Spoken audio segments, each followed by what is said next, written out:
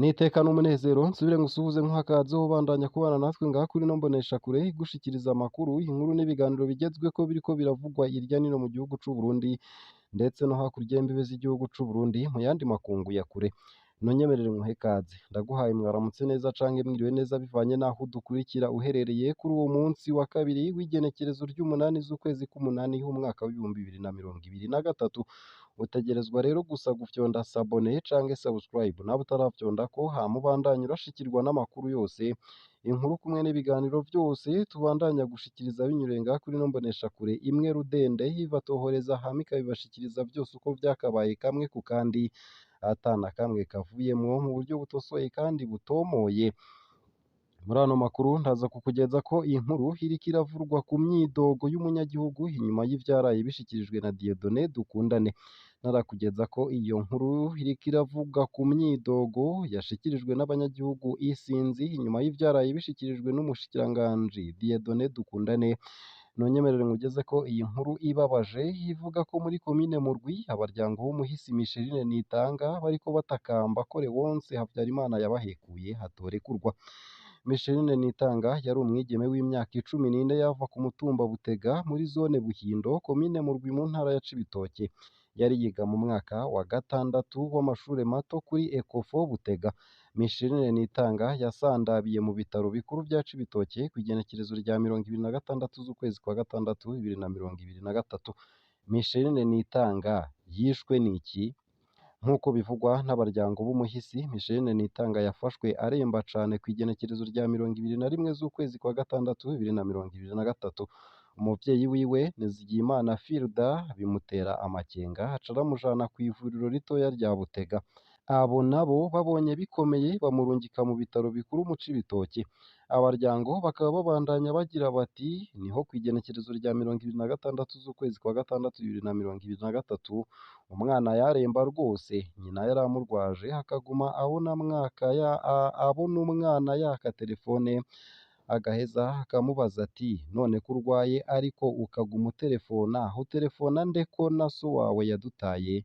Niho umwana yamubwira mu bucagucagu ati jewe nukuri ibi vyose bimbayeko ni Léonce yanteye inda, turayikurayo biranga. Umuvyeyi agwa mu gahundwe, umwana ati aha hose ubona ntira telefone mba ndiko ndamubwira uko merewe. Niho ku munsi w'iryo genekerezo umwana yaca acikana, nyina kubera ubwoba mbere abanza aratoroka ibitaro. Bukeye twarabwiranye nk'umuryango turaza kuraba uwo yitwa Léonce Havyarimana. Twamusanze mu gasantere kitwa Nyakibanda, tumwikojeje ko aramwiyambura kubera ico yishimikije yari asanzwe atwara umugambwe CNDD FDD ku mutumba wa Butega. Niho haca haboneka uwitwa Rongini asanzwe ari nawe amushigikiye mu mabi yose yakora bafadikanije, kuko aho ku mutumba ngo niwe afata irya nyuma. Ico yanse ntawugikora kandi nta n'indongozi igenwa kuri uwo mutumba uwo Rongini atavyemeje. Rongini hararahira ko Léonce Havyarimana hadashobora gufatwa. Ihagarikwa rya Léonce Havyarimana, bamwe bo mu muryango w'umuhisi bahavuye bitura musitanteri wa komine Murwi aba ari watanga itegeko ryo gufata Léonce Havyarimana. Ba baryango b'umuhisi babandanya bagira bati Léonce Havyarimana amaze gufatwa baguma bigamba ko naho afashwe ata minsi hazomarayo. Twaragize Imana arapfungwa, mbere yaramaze umwanya utari muto i Murwi, mu nyuma arajanwa mu Cibitoke aho amaze ukwezi hataracibwa urubanza. Ubu rero twumvise ko buca arekurwa.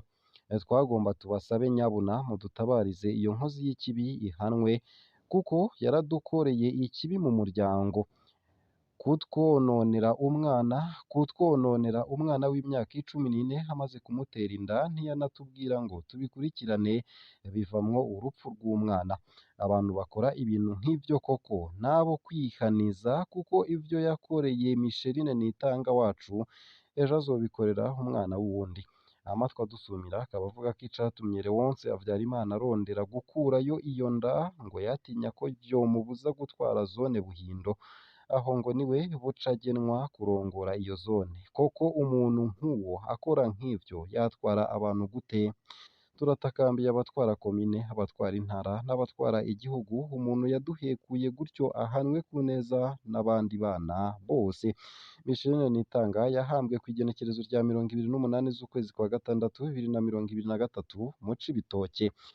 Nayo mbandanije nta ya nkuru nari ntangiye nkugeza ko mu ntango y'ano makuru ivuga imyidogo y'abanyagihugu inyuma y'ivyashikirijwe n'umushikiranganji Dieudonné Dukundane ngo ivy'i Burundi n'agahomerabunwe.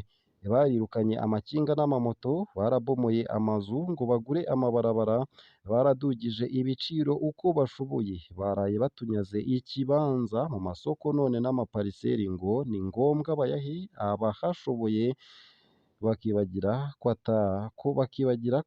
bakibagira ko atabangana.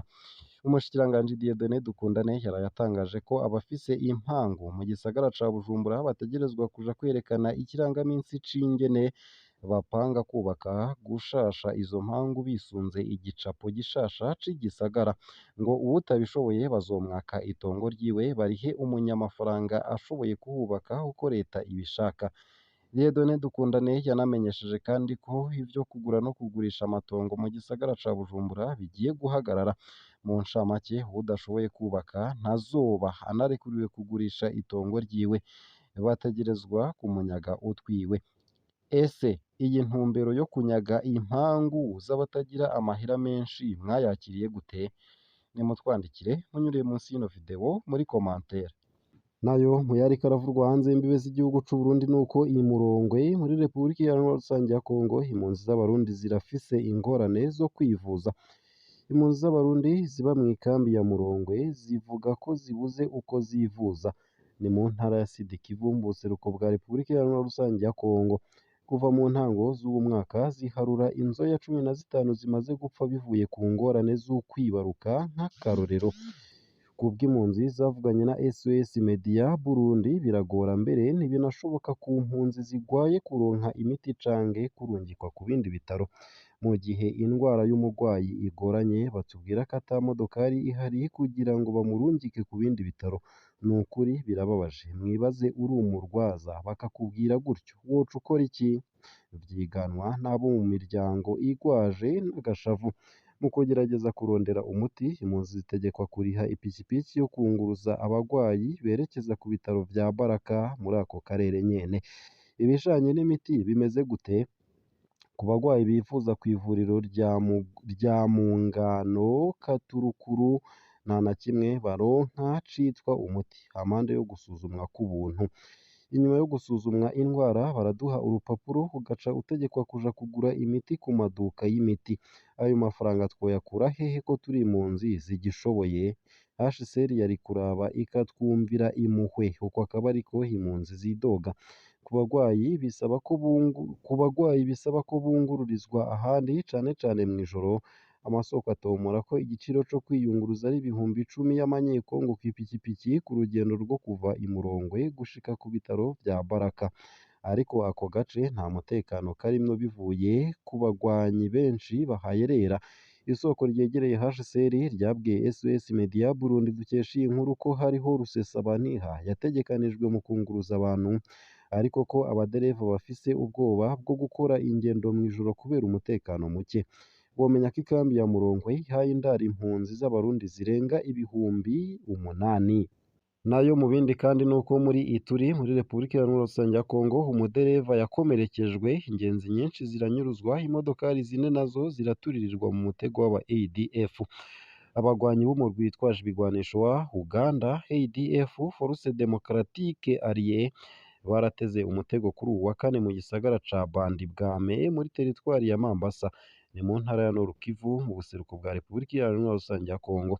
Ishirahamwe ryigenga rishasha ryo muri Kongo rikaba rivuga ko ibiharuro vy'imfatakibanza ari abantu benshi banyurujwe n'imodokari 4 zaturiwe. Uwo mutego watezwe muri sheferi ya Babila Bakwanza. Abo bagwanyi barakomerekeje umudereva bamurashe, yaciye ahagarara. Ingenzi zaciye zikurwa mu modokari n'abo bagwanyi baca baturirira ayandi mamodokari 4 aho nyene. Uko akaba ariko bimenyeshwa na John Vureveryo, umuhuzabikorwa w'ishirahamwe ryigenga rya Kongo i Mambasa. atomora ko hari imiduga yaturiwe harimwo amakamyo abiri atwara ibitoro. Ni igitero ca kane kibereye muri iyo zone mu kiringo c'indwi zibiri. Uko akaba ariko bishikirizwa n'iryo shirahamwe ryigenga. Dusaba ko hotanguzwa ibikorwa bikomeye muri iyo zone iguma iba ikirimbiro ry'umurwi witwaje ibigwanisho ADF. Abategetsi babijejwe bategerezwa gutunganya igikorwa co kuhaseruka. Bishoboka ko abagwanyi ba ADF batari kure y'ibarabara ry'igihugu nimero 4, uko akaba ariko batabaza.